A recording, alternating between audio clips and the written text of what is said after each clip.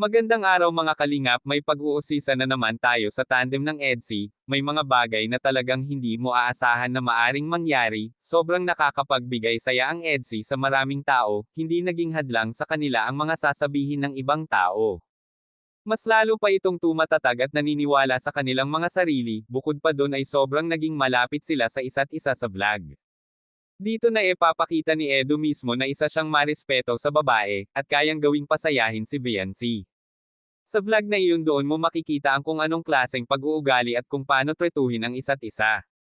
Naging maayos ang kanilang samahan at lalong napamahal na ang bawat isa sa kanila, kahit na nagiging mailap si Viancy sa tao, nakaalalay pa rin sa kanya si Edo, at handang gawin kung ano man ang makapagpapasaya dito at makapagpagaan ng loob. Nakita naman natin na nalibang talaga ang magka-tandem sa pamamasyal nila.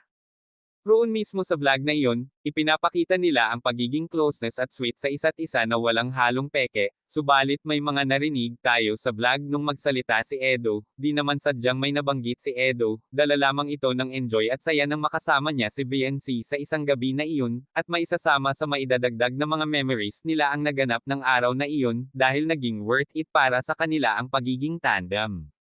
Maraming salamat, pakisuportahan po ang aking munting channel at sa Bumo Buo ng Kalingap.